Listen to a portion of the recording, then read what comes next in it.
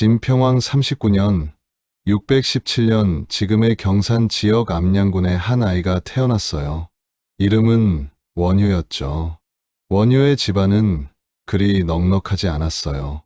아버지는 작은 관리 일을 하며 가족을 부양했고 어머니는 집안일을 돌보며 살림을 꾸려나갔어요. 원효의 어머니 조씨가 그를 수태했을 때 꿈에 유성이 품속으로 드는 것을 보고 원효를 임신했다고 해요. 신비로운 태몽이었죠.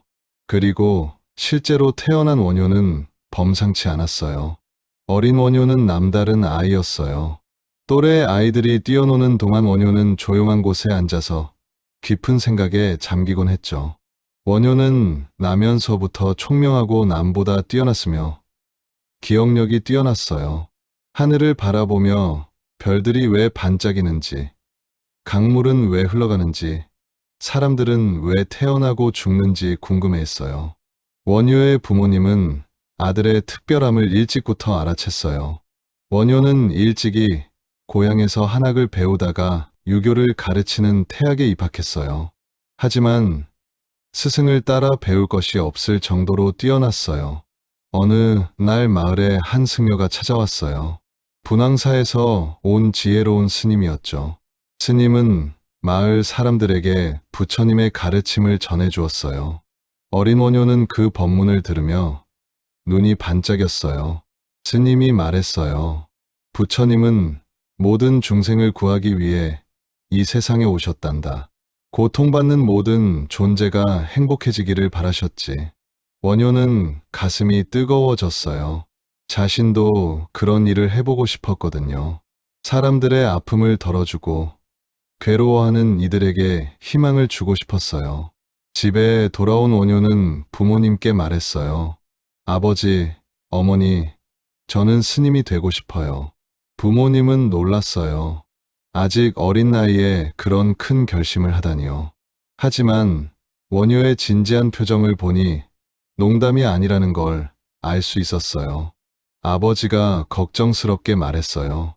원효야, 스님이 되는 건 쉬운 일이 아니란다. 평생 공부해야 하고 많은 것을 포기해야 해. 원효는 흔들리지 않았어요. 오히려 더욱 확고한 목소리로 답했어요. 네, 알고 있어요. 그래도 하고 싶어요. 많은 사람을 도우고 싶어요. 부모님은 아들의 뜻을 꺾을 수 없었어요. 원효가 얼마나 간절해하는지 알 수 있었거든요. 결국 원효는 15세 무렵에 출가해서 분황사로 향했어요. 분황사는 신라의 대표적인 사찰이었어요. 많은 학생들이 모여서 불교, 경전을 연구하고 수행하는 곳이었죠.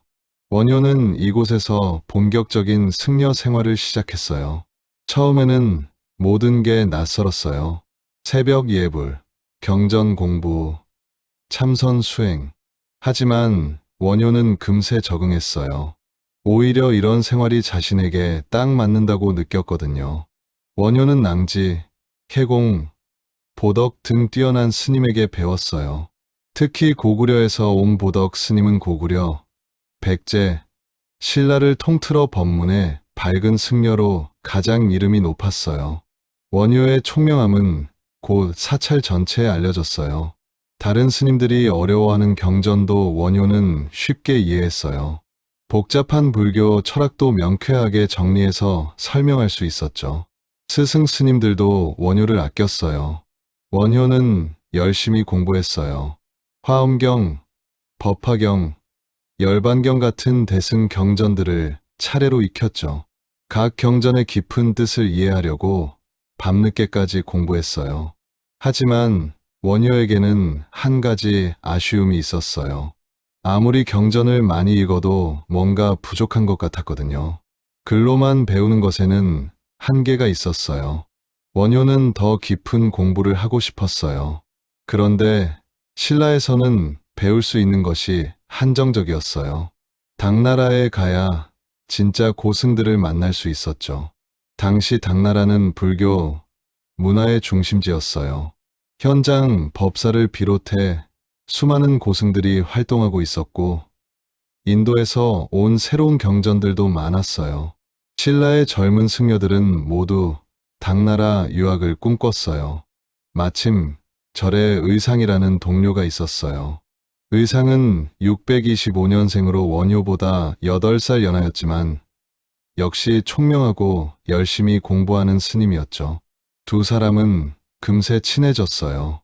원효가 의상에게 말했어요. 의상아, 우리 같이 당나라에 가지 않을래? 의상도 같은 생각이었어요.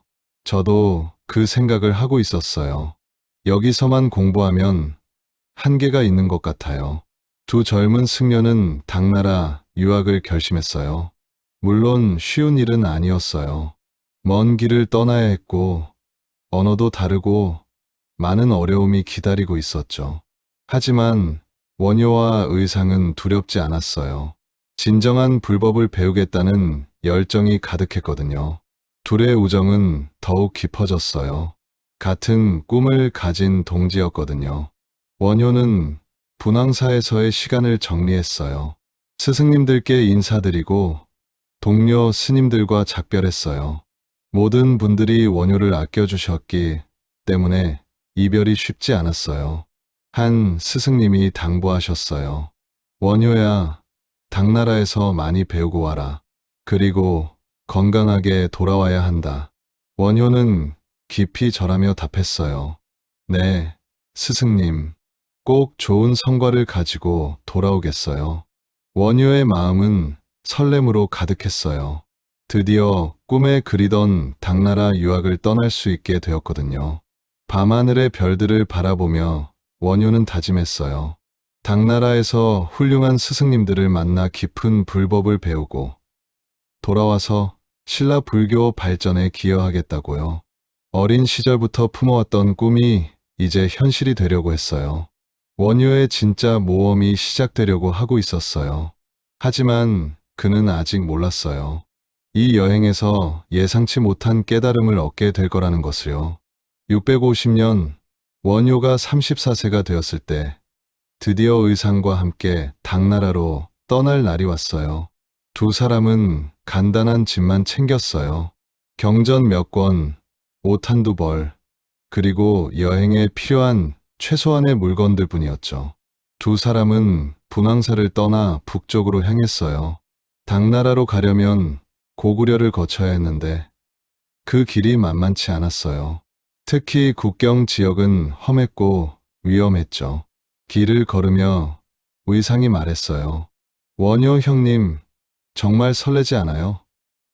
드디어 꿈에 그리던 당나라에 갈 수 있게 되었어요. 원효도 기뻤어요. 그래, 현장 법사님 같은 분들을 만날 수 있을 거야. 생각만 해도 가슴이 뛰어. 하지만 여행은 생각보다 힘들었어요. 산길은 험했고 날씨는 변덕스러웠어요. 게다가 먹을 것을 구하기도 쉽지 않았죠. 두 사람은 하루 한 끼도 제대로 먹지 못할 때가 많았어요. 며칠을 걸어 고구려 땅에 들어섰어요. 하지만 여기서 문제가 생겼어요. 고구려 사람들이 두 사람을 수상하게 여긴 거예요. 신라에서 온 승려들이 당나라로 간다는 게 의심스러웠나 봐요. 결국 원효와 의상은 고구려 술라군에게 붙잡혔어요. 첩자로 오인받은 거예요. 고구려 관리가 엄하게 물었어요. 너희들 정체가 뭐냐? 정말 승려가 맞나? 원효가 차분하게 답했어요. 저희는 신라 분황사에서 온 승려예요. 당나라에서 불법을 배우러 가는 길이에요. 하지만 관리들은 쉽게 믿지 않았어요. 혹시 간첩이 아닌가 의심했거든요. 결국 두 사람은 수십 일 동안 붙잡혀 있어야 했어요. 감옥 같은 곳에 갇힌 원효와 의상은 절망했어요. 이러다가 당나라에 못 갈 수도 있겠다는 생각이 들었죠. 하지만 포기할 수는 없었어요. 다행히 며칠 후 오해가 풀렸어요. 고구려에도 불교를 아는 관리가 있었는데 그분이 두 사람의 정체를 확인해 준 거예요. 경전에 대한 해박한 지식을 보고 정말 승려라는 것을 인정한 거죠. 두 사람은 간신히 풀려났지만 기력을 많이 잃었어요. 게다가 시간도 많이 지체되었죠. 결국 이번 유학은 포기하고 신라로 돌아올 수밖에 없었어요. 분황사로 돌아온 원효와 의상은 아쉬워했지만 포기하지 않았어요. 언젠가는 다시 도전해야겠다고 다짐했죠. 10년이 더 지난 661년, 원효 45세 때 드디어 두 번째 당나라 유학 기회가 왔어요. 이번에는 더 신중하게 준비했어요. 육로 대신 황해의 당항성에서 배를 타고 가기로 했어요. 두 사람은 당항성으로 향했어요. 이번에는 더욱 간절한 마음이었어요. 10년을 더 기다린 유학이었거든요. 원효는 이미 45세가 되어 있었고 배움에 대한 갈망은 더욱 깊어져 있었어요. 당항성까지 가는 길은 험했어요. 산을 넘고 강을 건너야 했죠. 하지만 두 사람은 지치지 않고 걸었어요. 드디어 당나라에 갈 수 있다는 기대감이 컸거든요. 며칠을 걸어 당항성 근처에 도착했어요. 날이 저물어 무덤 주변에서 잠을 자게 되었어요. 당시에는 여관 같은 게 별로 없어서 야외에서 자는 일이 많았거든요. 두 사람은 적당한 곳을 찾아 짐을 내려놓고 잠자리를 준비했어요. 먼 길을 걸어와서 몸이 지쳐 있었죠. 내일이면 드디어 배를 타고 당나라로 갈 수 있다는 생각에 설레면서도 피곤함이 몰려왔어요. 잠이 들었던 원효는 밤중에 목이 말라 깨어났어요.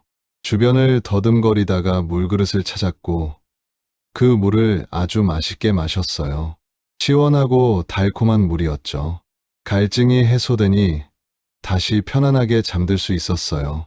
다음 날 아침에 일어나 보니 충격적인 광경이 펼쳐졌어요. 밤에 마신 그 맛있던 물이 사실은 해골바가지에 괴어있는 더러운 물이었던 거예요. 구더기가 득실거리고 썩은 냄새가 나는 물이었죠. 원효는 급히 토하기 시작했어요. 어젯밤에는 그렇게 달콤했던 물이 이렇게 더러운 물이었다니요. 몸이 떨리고 메스꺼웠어요. 하지만 토하면서도 원효는 깊은 생각에 빠졌어요.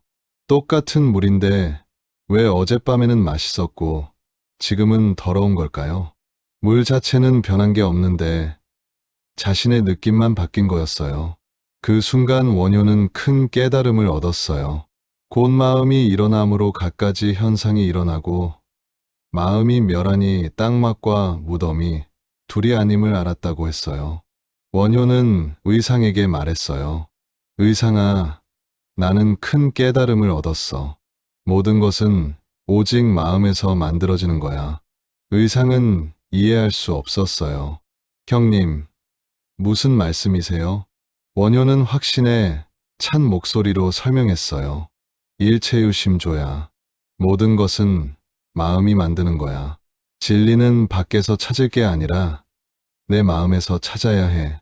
원효는 결단을 내렸어요. 당나라 유학을 포기하고 신라로 돌아가겠다고 했어요. 의상아, 나는 당나라에 갈 필요가 없어졌어. 진리는 여기에 있어. 의상은 당황했어요. 10년을 준비한 유학을 이렇게 포기한다니요. 형님, 다시 생각해 보세요. 우리가 얼마나 오래 준비했는지 아시잖아요. 하지만 원효의 결심은 확고했어요. 의상아, 너는 가거라. 나는 내 길이 생겼어. 결국 의상은 혼자 당나라로 떠나고 원효는 신라로 돌아왔어요. 두 친구는 여기서 서로 다른 길을 걷게 된 거예요. 신라로 돌아가는 길에 원효는 계속 생각했어요. 해골바가지 사건이 자신에게 어떤 의미인지를요. 이것은 단순한 우연이 아니라 하늘이 자신에게 준 깨달음의 기회였어요. 원효는 이제 확신했어요. 자신의 길은 당나라 유학이 아니라 신라에서 사람들을 직접 교화하는 것이라고요. 진리는 멀리 있는 게 아니라 바로 여기 사람들의 마음 속에 있다는 것을 깨달았거든요. 분황사로 돌아온 원효를 사람들은 의아해했어요. 왜 유학을 포기하고 돌아왔을까요? 하지만 원효는 후회하지 않았어요. 오히려 새로운 시작이라고 생각했어요. 원효의 진짜 여행은 이제부터 시작이었어요. 당나라가 아닌 신라에서, 궁궐이 아닌 민중들 속에서, 책이 아닌 삶 속에서 부처님의 가르침을 전하는 여행이었어요. 당나라 유학을 포기하고 돌아온 원효는 새로운 삶을 시작했어요. 이 실계의 사실은 원효로 하여금 더욱 위대한 사상가로 전환하게 된 중대한 계기가 되었다고 해요. 하지만 그 전에 예상치 못한 일이 기다리고 있었어요. 원효는 분황사로 돌아와서 경전 연구에 더욱 매진했어요. 해골바가지에서 얻은 깨달음을 바탕으로 새로운 불교 해석을 시도했죠. 특히 여러 종파에 대립하는 교리들을 하나로 통합하려는 화쟁 사상을 발전시켰어요. 어느 날 원효는 이상한 행동을 보이기 시작했어요. 상례에서 벗어난 행동을 하며 거리에서 이런 노래를 불렀어요. 어느 누가 자루 빠진 도끼를 빌려줄 것인가? 내가 하늘을 떠받칠 기둥을 찍으리라. 사람들은 원효의 노래를 이해할 수 없었어요. 도대체 무슨 뜻인지 아무도 알지 못했죠. 평소에 깊이 있는 법문을 하던 원효가 갑자기 이상한 노래를 부르니까 사람들이 걱정했어요. 그런데 태종무열왕이 이 노래를 들으셨어요. 왕은 깊이 생각해 보더니 말씀하셨어요. 이 스님은 아마 귀한 부인을 얻어 현명한 아들을 낳으려고 하는구나. 나라에 큰 현인이 있으면 이보다 더 좋은 일이 없을 것이다. 무열왕은 원효의 노래 속에 숨겨진 뜻을 알아차린 거예요. 자루 빠진 도끼는 아들을 낳을 수 있는 남성을 의미하고 하늘을 떠받칠 기둥은 나라의 큰 인재를 뜻한다고 해석한 거죠. 이때 요석궁에 과부가 된 공주가 있었어요. 요석공주는 무열왕의 딸로 일찍 남편을 잃고 혼자 살고 있었어요. 왕은 이 공주가 현명한 아이를 낳으면 나라에 큰 도움이 될 거라고 생각했어요. 왕이 궁의 관리를 시켜 원효를 찾아 데려오게 했어요.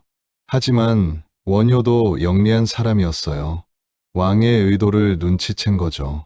왕의 명령을 받들어 원효를 찾으러 간 관리는 이미 남산에서 내려와 문천교를 지나고 있는 원효와 만났어요. 원효는 마치 이런 일이 일어날 걸 미리 알고 있었던 것 같았어요. 원효는 일부러 물에 빠져 옷을 적셨어요. 관리가 물었어요. 스님, 어쩐 일이세요? 원효가 대답했어요. 실수로 물에 빠졌어요. 옷이 모두 젖었네요. 관리는 원효를 요석궁으로 인도해 옷을 벗겨 말리게 하고 거기에 머무르게 했어요. 이것은 모두 원효의 계획이었어요. 자연스럽게 요석공주와 만날 수 있는 기회를 만든 거죠. 요석공주와 원효가 만났을 때 둘 사이에는 묘한 기운이 흘렀어요. 공주는 원효의 지혜로운 모습에 감동받았고 원효도 공주의 깊은 내면에 끌렸어요. 며칠 동안 요석궁에 머물며 둘은 많은 이야기를 나누었어요. 불교에 대한 깊은 대화부터 인생과 삶에 대한 철학적 토론까지 다양한 주제로 이야기했죠. 공주가 물었어요. 스님, 부처님의 가르침에서 가장 중요한 것은 무엇인가요? 원효가 답했어요. 모든 중생을 구하려는 자비심이에요. 그리고 그 자비는 진정한 사랑에서 나온다고 생각해요. 이런 대화를 통해 둘은 점점 가까워졌어요. 그리고 마침내 둘 사이에 깊은 사랑이 싹 텄어요. 공주가 그만 임신해서 설총을 낳았어요. 이것은 655년에서 660년, 즉 원효의 나이 39세에서 44세 사이에 일어난 일로 추정돼요. 설총은 나면서부터 지혜롭고 영민해서 경서와 역사에 두루 통달했고 신라의 현인 10명에 이름을 올렸어요. 정말 무열왕이 예상한 대로 나라의 큰 인재가 된 거예요. 설총은 방언으로 중국과 우리나라의 지방 풍속과 물건, 이름에도 통달하고 사리를 깨달아 국영과 문학의 뜻을 풀었어요. 특히 중국 한자를 한국식 발음에 맞춘 이두의 창시자이자 이두, 문학의 창시자가 되었어요. 하지만 원효에게는 큰 변화가 일어났어요. 원효는 계율을 어기고 설총을 낳은 후에는 새 속의 옷으로 바꿔 입고 스스로 소성거사라 불렀어요. 원효는 더 이상 일반적인 승려로 살 수 없었어요. 계율을 어겼기 때문이죠. 하지만 이것을 후회하지 않았어요. 오히려 새로운 길이 열렸다고 생각했어요. 원효는 요석공주와의 관계를 통해 또 다른 깨달음을 얻었어요. 진정한 자비와 사랑은 형식적인 계율을 넘어선 곳에 있다는 것을요. 모든 중생을 구하려면 중생들과 같은 눈높이에서 만나야 한다는 것을 깨달았어요. 사람들은 원효를 비난하기도 했어요. 높은 승려가 계율을 어겼다고 말이에요. 하지만 원효는 개의치 않았어요. 자신의 길이 옳다고 확신했거든요. 원효는 이제 정식 승려도 아니고 완전한 속인도 아닌 애매한 위치에 서게 되었어요. 하지만 이런 위치가 오히려 더 많은 사람들과 소통할 수 있는 기회를 주었어요. 머리를 깎으면 원효대사가 되고 머리를 기르고 관을 쓰면 소성거사가 되었어요. 이규보는 나중에 이렇게 표현했어요. 머리를 깎아 민머리면 원효대사고 머리를 다듬어 관을 쓰면 소성거사다. 나타나는 모습이 1000가지 100가지라도 손바닥에 손가락 대기만큼 간단할 뿐이다. 이 두 모습은 그저 한바탕의 놀이일 뿐이지. 원효는 자신의 변화를 부끄러워하지 않았어요. 오히려 이를 통해 더 자유롭게 부처님의 가르침을 전할 수 있게 되었다고 생각했어요. 형식에 얽매이지 않고 진정한 불법을 전하는 새로운 길이 열린 거예요. 설총이 태어나고 자라는 것을 지켜보며 원효는 새로운 책임감을 느꼈어요. 아버지로서의 책임도 있었지만 더 중요한 것은 이 아이가 훌륭한 인재로 자라서 많은 사람들에게 도움이 되어야 한다는 사명감이었어요. 원효의 인생에서 요석공주와의 만남은 큰 전환점이었어요. 이를 통해 그는 더욱 자유롭고 파격적인 방식으로 불교를 전할 수 있게 되었어요. 진정한 무해행의 시작이었죠. 설총이 태어난 후 원효는 완전히 새로운 삶을 시작했어요. 우연히 광대들이 춤출 때 사용하는 큰 박을 얻었어요. 그 모양이 진기해서 그 형상에 따라서 도구를 만들었어요. 원효가 그 큰 박을 처음 본 것은 시장에서였어요. 한 늙은 광대가 기이한 모양의 큰 표주박을 들고 춤을 추며 사람들을 즐겁게 해주고 있었죠. 사람들은 모두 웃으며 광대의 공연을 즐기고 있었어요. 원효는 그 광경을 보며 깊은 감명을 받았어요. 저렇게 단순한 도구와 재미있는 춤으로도 사람들의 마음을 움직일 수 있구나 하고 생각했죠. 어려운 경전 공부나 복잡한 법문보다 훨씬 직접적이고 효과적이었어요. 원효는 광대와 같은 복장을 하고 불교의 이치를 노래로 지어 세상에 유포시키기로 했어요. 사람들이 쉽게 이해할 수 있는 방법으로 부처님의 가르침을 전하고 싶었거든요. 원효는 화엄경에 있는 일체무에이는 한 길로 생사를 벗어난다는 구절에서 무해라는 이름을 따서 노래를 만들었어요. 이것이 바로 유명한 무해가였어요. 무해가의 가사는 모든 것에 걸림없는 사람이 한 길로 생사를 벗어났도다였어요. 단순하지만 깊은 뜻이 담긴 노래였죠. 원효는 큰 박을 두드리며 이 노래를 부르기 시작했어요. 처음에는 사찰 근처에서 시작했지만 점점 활동 범위를 넓혀갔어요. 원효는 성내의 대사원에서 귀족 생활을 하던 것과는 반대로 지방의 촌락과 거리를 두루 돌아다니며 무예가를 두드리고 노래를 부르면서 가무와 잡담 중에 불법을 널리 알렸어요. 시장에 나타난 원효를 보고 사람들은 처음에는 의아해했어요. 그 유명한 원효 대사가 왜 광대 같은 차림으로 나타났을까요? 하지만 원효의 노래를 듣고 나면 모든 사람이 감동받았어요. 원효의 무예가는 남녀노소 누구나 쉽게 따라 부를 수 있었어요. 멜로디도 단순하고 가사도 기억하기 쉬웠죠. 무엇보다 그 안에 담긴 깊은 뜻이 사람들의 마음을 울렸어요. 모든 것에 걸림없는 사람이 한 길로 생사를 벗어났도다. 이 노래를 들으며 사람들은 깨달았어요. 세상의 온갖 걱정과 집착에서 벗어나면 진정한 자유를 얻을 수 있다는 것을요. 원효는 무예가를 부르면서 사람들에게 불교의 핵심을 쉽게 설명해 주었어요.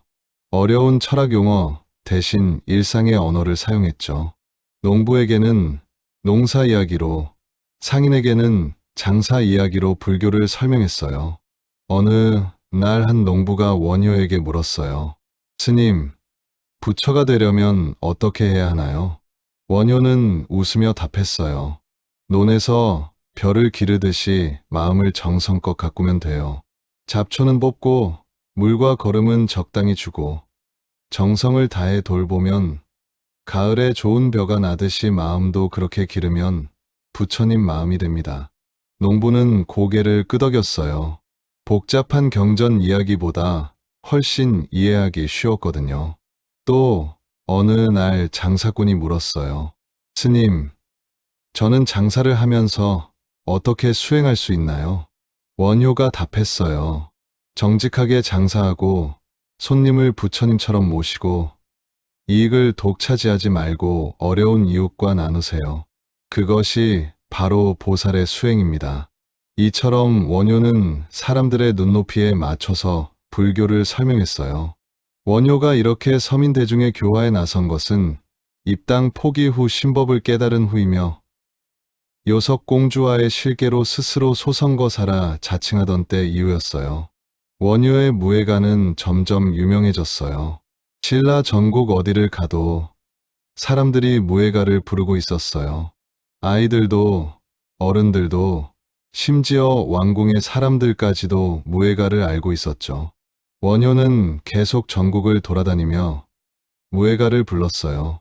때로는 산속 마을에, 때로는 바닷가, 어촌에, 때로는 큰 도시의 시장에 나타났어요. 어디를 가든 사람들은 원효를 반겼어요. 한 번은 깊은 산골 마을에 갔는데 그곳 사람들은 불교에 대해 전혀 모르고 있었어요. 원효는 며칠 동안 그 마을에 머물며 무예가를 가르쳐 주었어요. 처음에는 사람들이 어색해했지만 점점 무예가에 매료되었어요. 노래를 부르며 마음이 편안해지는 것을 느꼈거든요. 원효가 떠날 때는 온 마을 사람들이 아쉬워했어요. 마을 이장이 말했어요. 스님, 다시 오세요. 스님, 덕분에 우리 마음이 많이 평안해졌어요. 원효는 미소 지으며 답했어요. 제가 없어도 무예가만 계속 부르세요. 그러면 언제나 부처님이 함께 하실 거예요. 이렇게 원효의 무예가는 신라 전국으로 퍼져나갔어요. 단순한 노래였지만 그 파급력은 어떤 경전보다도 컸어요.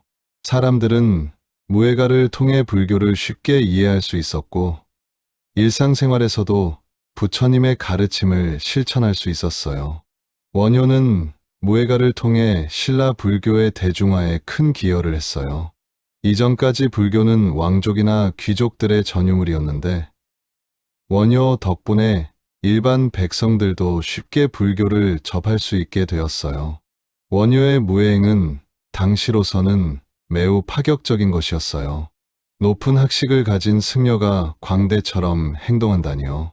하지만 원효는 개의치 않았어요. 진정한 불법 전파를 위해서는 형식을 버릴 수 있었거든요. 무예가를 부르며 전국을 돌아다니는 원효를 보며 사람들은 깨달았어요. 부처님의 가르침은 어렵고 복잡한 것이 아니라 마음을 자유롭게 하는 단순하고 아름다운 것이라는 걸 말이에요. 무예가를 부르며 민중들과 함께하던 원효였지만 학자로서의 모습도 잃지 않았어요. 원효는 다시 소선거사 아닌 원효, 화상으로 돌아가 혈사에서 생애를 마칠 때까지 깊은 저술 활동을 계속했어요. 원효만의 독특한 사상이 바로 화쟁이었어요. 당시 불교계는 여러 종파로 나뉘어 서로 다투고 있었거든요.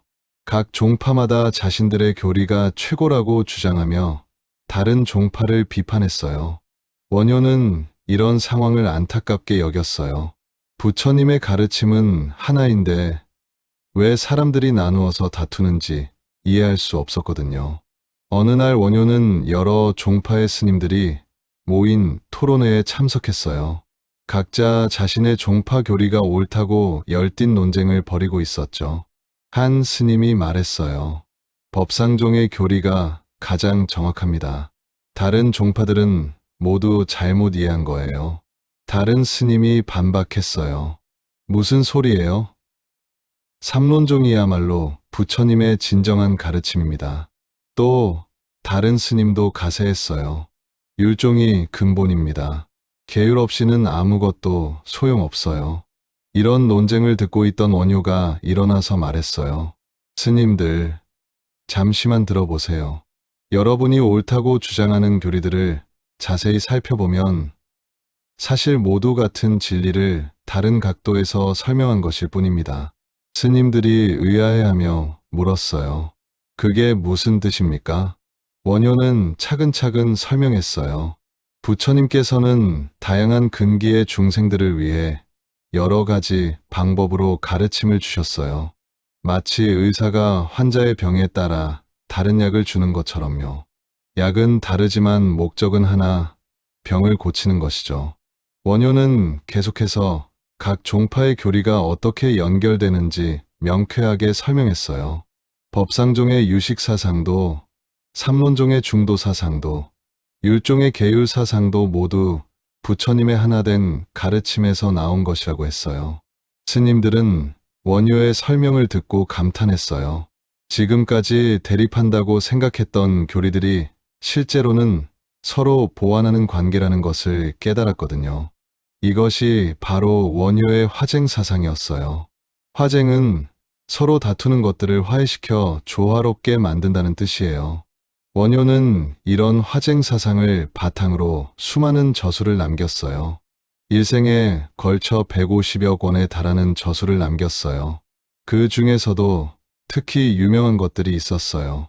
대승불교에서 매우 중요한 책이지만 내용이 어렵고 난해하다고 평가받던 대승기 실론을 원효가 해석한 주석서는 매우 높은 평가를 받으며 중국이나 일본에도 전해졌어요. 어느 날 한 제자가 원효에게 물었어요. 스승님, 대승기 실론은 너무 어려워서 이해할 수가 없어요. 원효는 미소 지으며 답했어요. 어려운 것은 마음이 복잡해서야. 단순하게 생각해보렴. 대승기 실론의 핵심은 한마음이야. 모든 중생의 마음이 본래 부처님 마음과 같다는 거지. 제자가 고개를 갸웃했어요. 그럼 우리가 이미 부처라는 말씀인가요? 원효가 설명했어요. 본래는 그렇지. 하지만 무명이라는 구름이 가려서 못 보고 있을 뿐이야. 구름을 걷어내면 본래의 맑은 하늘이 나타나듯이 무명을 없애면 본래의 부처 마음이 나타나는 거야. 이렇게 원효는 어려운 철학을 쉽게 설명하는 데 뛰어났어요. 그래서 원효의 저술들은 당시 사람들에게 큰 도움이 되었어요. 원효는 바다용 또는 임금의 부탁을 받아 노상에서 조서를 받아 삼매경소를 지었다고 해요. 삼매경소를 다 지은 뒤 원효는 붓과 벼루를 소의 두 뿔 위에 놓아 이를 각승이라 했어요. 이런 일화는 원효의 자유분방한 성격을 잘 보여줘요. 어디서든 글을 쓸 수 있었고 어떤 상황에서도 학문에 대한 열정을 잃지 않았어요. 원효의 화쟁사상은 단순히 서로 다른 종파를 통합하는 것에 그치지 않았어요.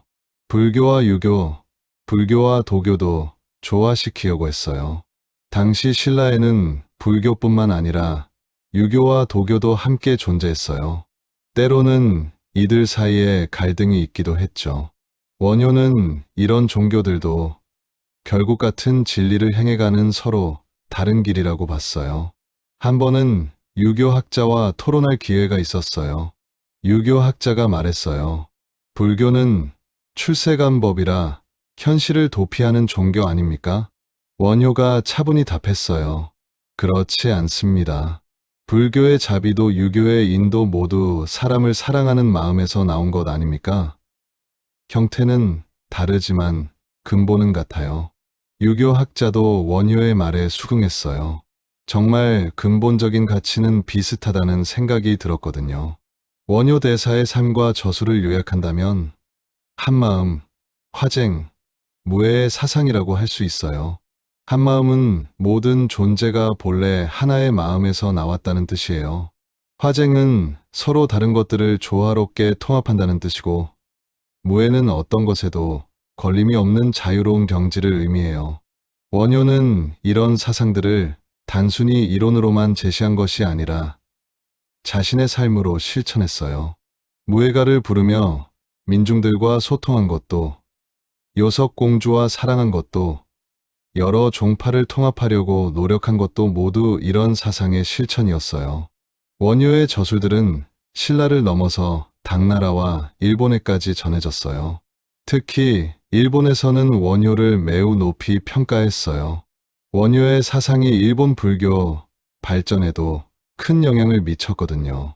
원효는 학자로서도 수행자로서도 민중교화자로서도 모두 뛰어난 업적을 남겼어요. 그의 화쟁 사상은 오늘날에도 여전히 의미가 있어요. 서로 다른 종교와 사상들이 대화하고 소통할 수 있는 길을 제시했거든요.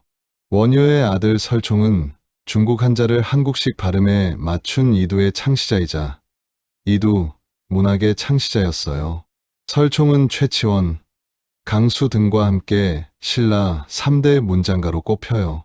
설총이 어렸을 때부터 원효는 아들의 교육에 특별히 신경을 썼어요. 하지만 일반적인 아버지와는 다른 방식이었죠. 원효는 설총에게 단순히 지식만 가르치는 것이 아니라 삶의 지혜를 전해주고 싶었어요. 어느 날 어린 설총이 원효에게 물었어요. 아버지, 저는 왜 다른 아이들과 달라요? 다른 아이들은 아버지가 관리나 귀족인데 저희 아버지는 스님이잖아요. 원효는 아들을 무릎에 앉히고 부드럽게 설명했어요. 설총아, 남들과 다르다는 건 특별하다는 뜻이야. 너는 보통 아이들보다 더 많은 것을 배울 수 있어. 설총이 고개를 갸웃했어요. 무엇을 더 배울 수 있어요? 원효가 답했어요. 아버지는 책으로만 배운 게 아니라 세상을 직접 경험하며 배웠단다. 그런 경험들을 너에게 모두 가르쳐 줄 수 있어. 정말 원효는 설총에게 특별한 교육을 했어요. 서당에서 한문을 배우는 것 외에도 아버지와 함께 전국 곳곳을 다니며 다양한 사람들을 만났어요. 때로는 시장에서 장사하는 사람들과 이야기하고, 때로는 농부들과 함께 밭일을 도우며, 때로는 어부들과 함께 고기를 잡기도 했어요. 설총은 이런 경험을 통해 세상의 다양한 모습을 배울 수 있었어요. 설총은 구경을 처음 우리말로 해석하여 유교, 사상을 널리 전파했어요. 이것은 어릴 때부터 아버지 원효에게 받은 교육의 결과였어요. 원효는 설총에게 중국 한문만 가르치는 것이 아니라 우리말의 소중함도 가르쳤어요. 설총아, 아무리 좋은 글이라도 우리가 이해하지 못하면 소용없어. 중국 글을 우리식으로 풀어서 우리 사람들이 쉽게 이해할 수 있게 만드는 것이 진짜 학문이야. 이런 아버지의 가르침을 받은 설총은 자연스럽게 이두를 개발하게 되었어요. 중국 한자를 우리말 순서에 맞게 읽을 수 있는 방법을 만든 거죠. 설총이 청년이 되었을 때 아버지와 함께 깊은 대화를 나눴어요. 설총이 말했어요. 아버지, 저는 아버지처럼 승려가 되어야 할까요? 원효는 고개를 저었어요. 아니다, 설총아. 너는 내 길을 가야 해.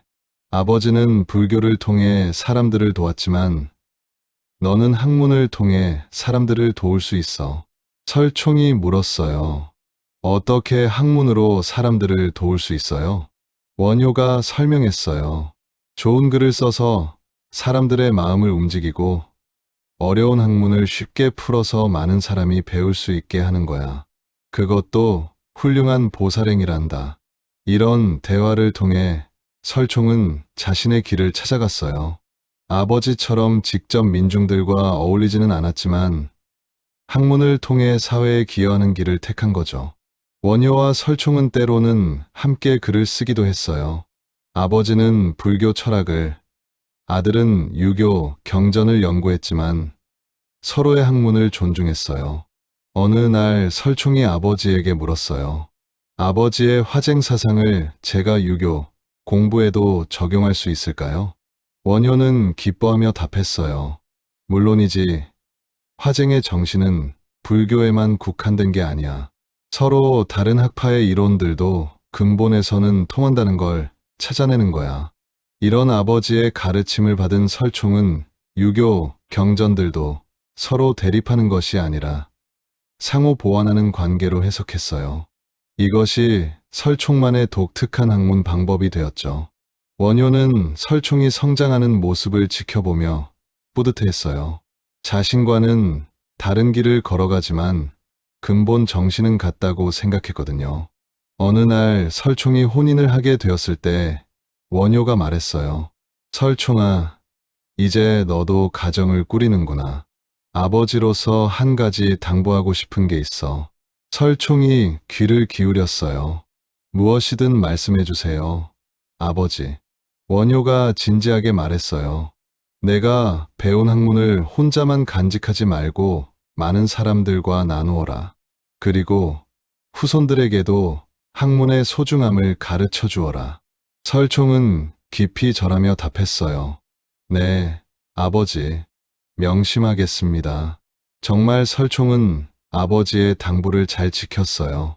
후일 고려시대의 인종 때 원효대사의 18대손 설자승이 순창으로 옮겨가 순창 설씨의 시조가 되었고, 다른 후손인 설기창의 후손들은 그대로 경주 설씨로 이어갔어요.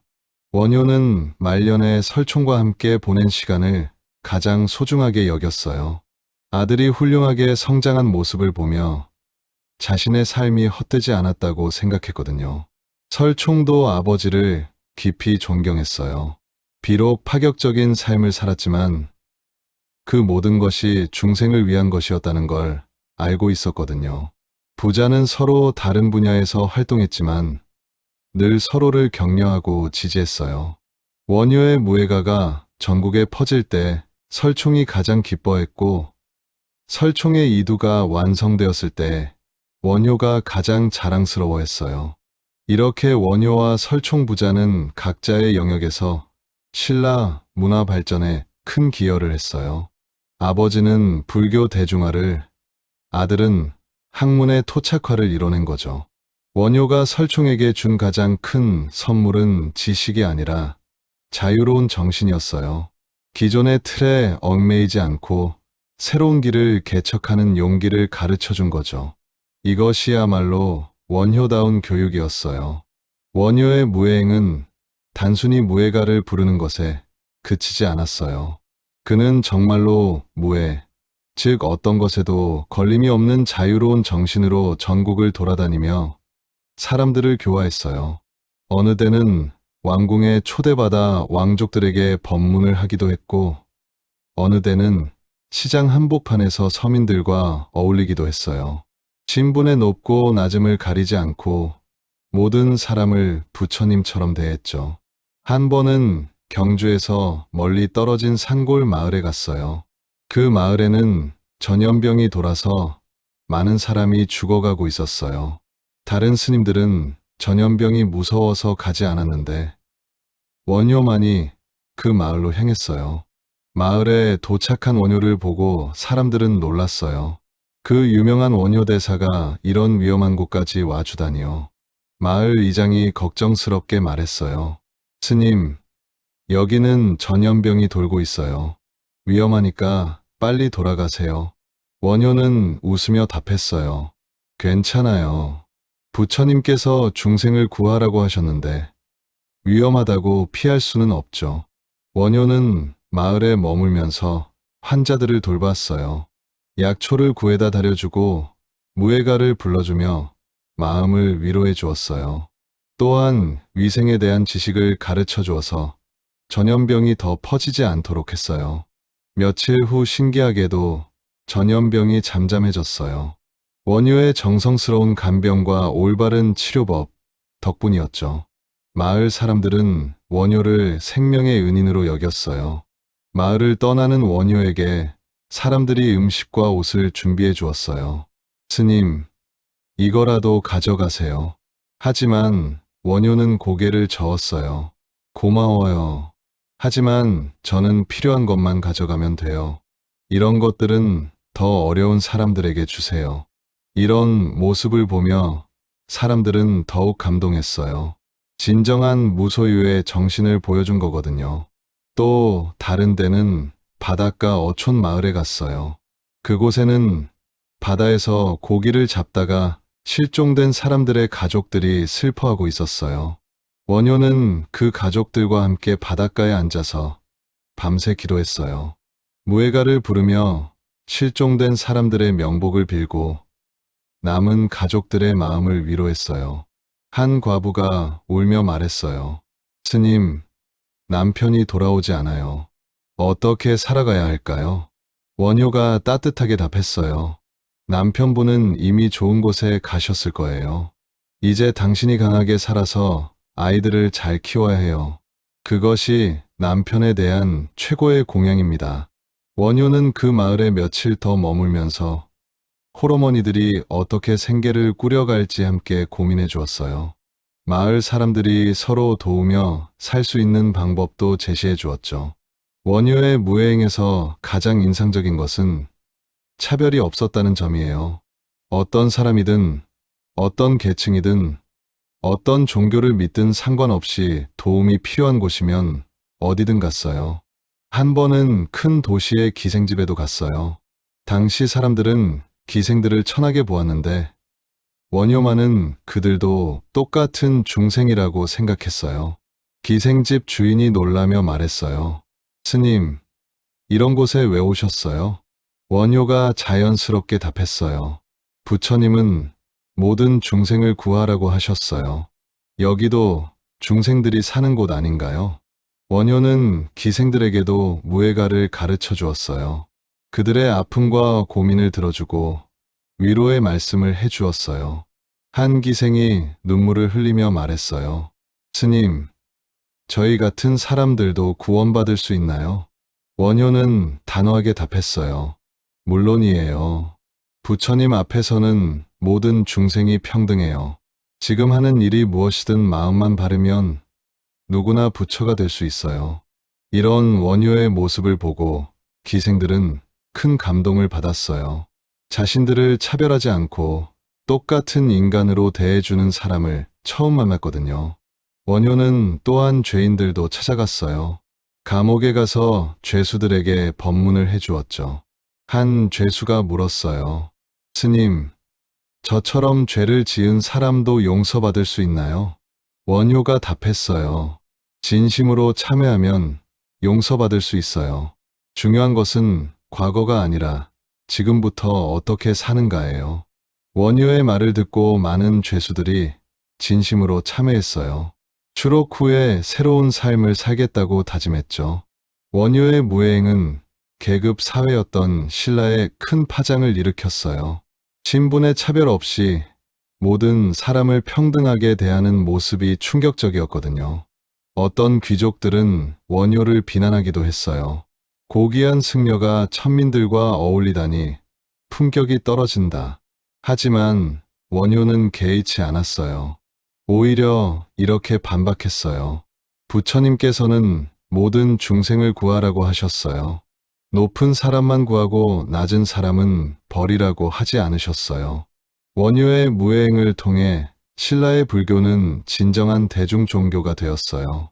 왕족과 귀족만의 종교가 아니라 모든 백성들의 종교가 된 거죠.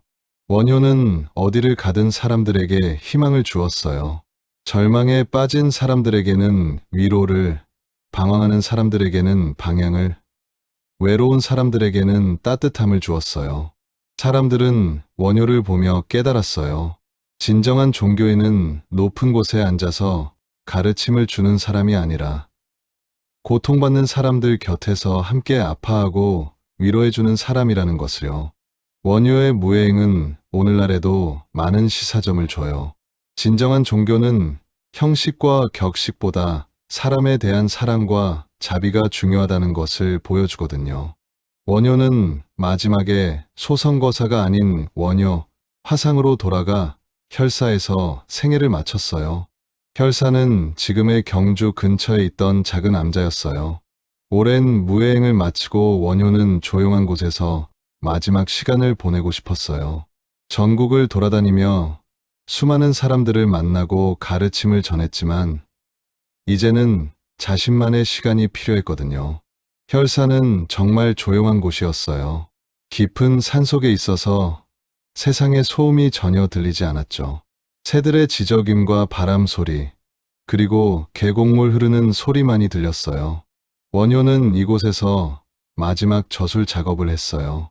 지금까지 살아온 삶을 정리하고 후세에 전하고 싶은 가르침들을 글로 남겼어요. 어느 날 설총이 아버지를 찾아왔어요. 원효는 많이 늙어 있었지만 눈빛만은 여전히 밝았어요.